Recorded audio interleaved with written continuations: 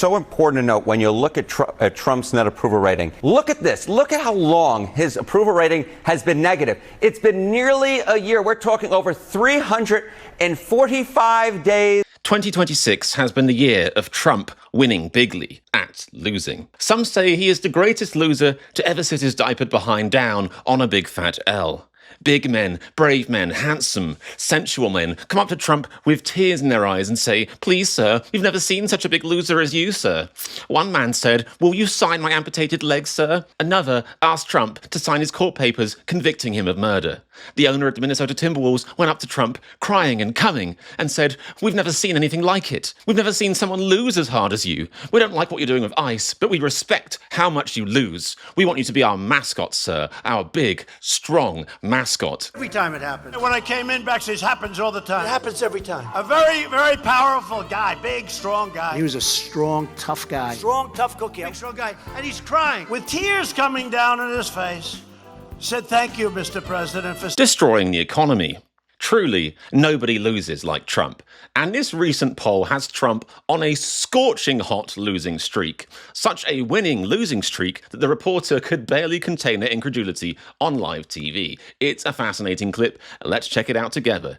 But quickly, let's play a game. I'm trying to deliver you news that doesn't make you want to floss your teeth with a sawn-off shotgun. That's pretty hard these days. If I make you laugh at least once during this video, please consider subscribing. All right, thanks, and let's get it on. From the economy to immigration, more and more polling data shows worrying numbers for President Trump and Republicans. CNN's chief data analyst Harry Enton is with us now. Harry, how have America... I love this guy. He's like me if they let me on TV, except, he's more qualified and probably more fun. But it's nice to see somebody, let's say non-neurotypical on the telly. Felt about how the president is doing so far. I think it's so important to note when you look at Trump's net approval rating. It's been negative in the recent polling, but it just hasn't been the recent polling. Look at this. Look at how long his approval rating has been negative. It's been nearly a year. We're talking over 345 days. So somebody remind me, I'll have my people check this. How long has Trump been president for? In the red, and with independents, it's even been worse. Overall, his net approval rating has been between -10 and -20 points in the past few polls, if you take an average of them. But if you look among independents, he's been floating at about -30 points oftentimes. The numbers with independents have been absolutely awful, and I'm just not quite sure. Guys, it's fine because you don't need independents to win the American election. They're just they're independents. Who cares what they're up to? And this isn't really an election year. This isn't a big year. So Trump's fine. Everything's fine in my How land. an administration can be politically alive when you have numbers that are that poor. How about on the issue of the economy? Yeah, okay. So why did Donald Trump get reelected back in 2024, right? It was the economy, right, James Carville? Oh, I guess that is an answer. I was going to say abject stupidity, but It's the economy, stupid. Potato, Although I'm with potato. the smarty pants right here in Boris Sanchez. Kind. I know, I'm so kind. If you look at his net approval rating on the economy, look how long it's been negative for. Over 365 days it's been negative. It's been negative for over a year. So on the issue that he was so strong on in term number one, the issue that got him reelected to the White House, the American people have turned against him. And that is a big reason why, of course, they have turned against him overall. And of course, his numbers on inflation have been even worse than on the economy. And of course, inflation sunk the Joe Biden presidency, and it looks like it's sinking the Donald Trump presidency. There's a lot to unpack there. It's good. I do think, I want to try and look at the positive sides here. I do think it's good that people are finally waking up and being like, "Oh, wait now. Wait just a darn chicken picking second. Trump ain't very good with numbers. Trump ain't very good with the economy. Well, hey, this is unprecedented." Hey. It's good people are having that realization, but it's still mind-blowing to me that it needed more than one term. They already had 4 years to show him how incompetent he was. Who looks at a man whose solution for, for example, let's just pick something out of thin air, whatever my brain delivers. It's not got much up there. Here we go. The hurricanes, for example, in the southeast, was drawing his own hurricane track on with marker. Who looks at that and it's like, yes, that is the man I trust to lead us to financial independence. I trust this man to fix the economy. This man, he's got big ideas, and they're clearly backed up by a hell of a lot of brain power. The man who told people to inject bleach to sort COVID. I mean, technically, if you inject bleach, you do fix COVID. It becomes the least of your problems. But like, I know there's a lot of jokes about people in this country being stupid. You know, I live here, so what does that say about me? But there are stupid people in every country. But I think the thing about America is America always does everything. It has to go the extra step. It has to go the extra mile. So, you know, people here, they make a sport and an art of it. And, you know, it's funny to joke about, but the reality is it's education. It's education being defunded. It's people being brainwashed with mass propaganda that literally rots your brain cells. It's funny how people in certain generations will call TikTok or, you know, Reels or whatever brain rot. And they are brain rot. But Fox News is just the OG brain rot, you know, right-wing media. And even to a certain extent, more sort of traditional milquetoast media like CNN and stuff. They're not as bad, but they're still pumping out the corporate byline every single day. Just brainwashing people on in the background, just brainwashing people. But it's still, but even still, even with that, it does blow my mind that people lived through 4 years of Trump and were like, this is the guy. This guy will fix the economy. Stunning in part because Americans feel like affordability continues to be a problem. He also got... This is what I'm talking about with legacy media. I mean, I guess they're being, you know, they're being neutral, they're being professional, and they're like, it's like Americans feel like affordability. Americans feel like affordability. Yeah, I feel like affordability. It's like I felt like I shat my pants when I did a poo into my fucking pants. I feel that the Americans feel like affordability is an issue because it fucking is. Because, like, of the obvious numbers, you can literally look at bar charts where it's like, you know, here's wages relative to cost of living over years. There's no feel about it. It's the reality. Not only on fighting inflation and that key issue of the economy, but also on immigration and closing the southern border. How does that data look? You know, when Donald Trump first came down that escalator, right, all the way back in 2015, it feels like a lifetime ago. And in some ways it was. You know, it was almost 11 years ago at this point. Immigration. Good God. Why does this man have to do that to me at this time in the morning? It's not morning. What, 11 years ago? Insert that fucking GIF. See, people talk about COVID when they talk about time dilation or how people's sense of time has been ruined recently. I think Trump is actually more to blame for that. And also, in a sort of weird roundabout way, he's to blame for COVID too, because his handling of it made it infinitely worse. But Trump has stolen 11 years of our life from us and made it pass in simultaneously the longest and quickest shit show imaginable. God, I hate this man.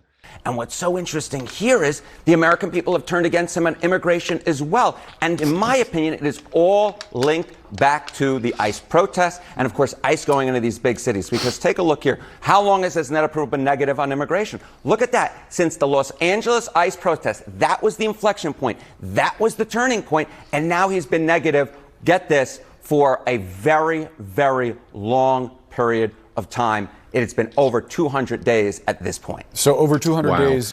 And to be clear, like he says, I was about to be like, that's news to me as if I'm some encyclopedia of political knowledge. I'm not. My brain has a lot of holes in it. It's a shame. I can make the funny jokes, though. But my assumption would genuinely have been that his approval rating went negative since Minneapolis, which also shows how wildly out of touch these people are. Not surprisingly. I mean, Donald Trump was born in a golden tacky plated toilet and shat his pants to death and has been ever since then. But it's actually mind-blowing that he's been underwater on immigration approval since actually LA, which was, I'm pretty sure, pretty much the first operation of his big immigration or deportation drive. Crazy. On immigration, over a year on the economy. How does this look going into this year's midterm per the prediction markets? Okay, so I think what's so important to note here is the House, right? The House.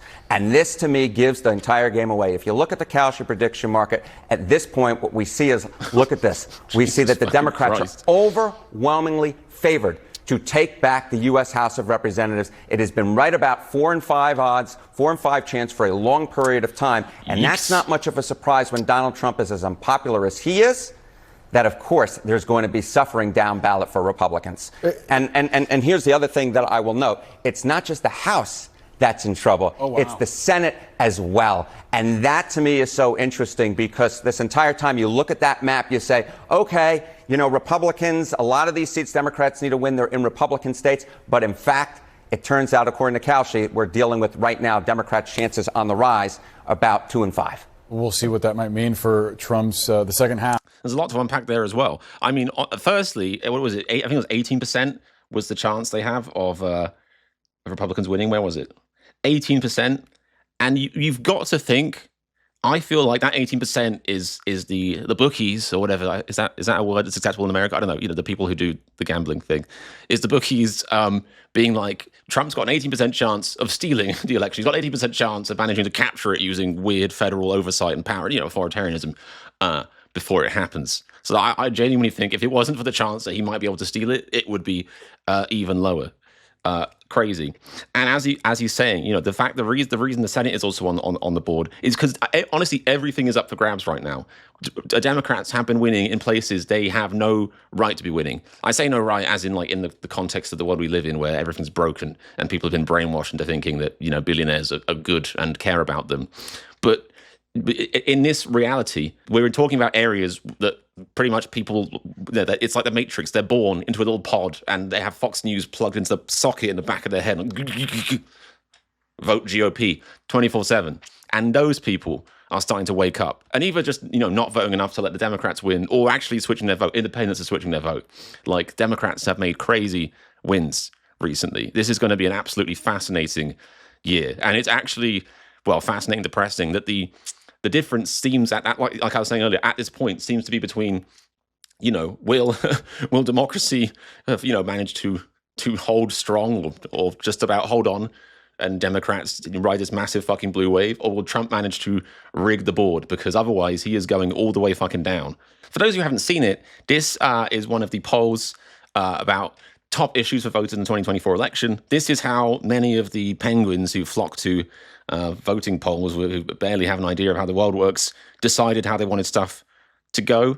The economy was huge for both sides. Harris supporters 68%, Trump supporters 93%. Very, very high, very, very high importance across the board there. Second only to that, obviously, less so for the Democrats, 39%, but 82%. So the second highest thing on the Republican docket, immigration. And these are the two things that Trump is now underwater on. These are the biggest two things. Like, this is catastrophic. I mean, it's, you know, I can make all these funny jokes all I want, but trying to describe to you just how much of a bigly loser Trump is, not just as a person, but, you know, as a politician, and how absolutely fucked by the sword of justice he should be getting in these midterms. You know, it's, like I said, it would be an exciting time if it wasn't for the fact that he's psychotic and will do what he can to cheat. But, you know, it is refreshing. Again, it shouldn't have taken this long, but it is refreshing that finally it took Trump taking off his pants in public, pissing himself and cutting off a few heads, but people are finally being like, you know, maybe this Trump guy's no good. It's reassuring, I suppose, that America actually has somewhat of a pulse, that there are some electrical impulses starting to ping back and forth in the minds of some of the voters. It's going to be a hell of an interesting year, so make sure you are subscribed to this channel because we're going to be around for the big shit show that it promises to be. Thank you for watching. I'll see you next time. I'm British Chris, and this is Raw America.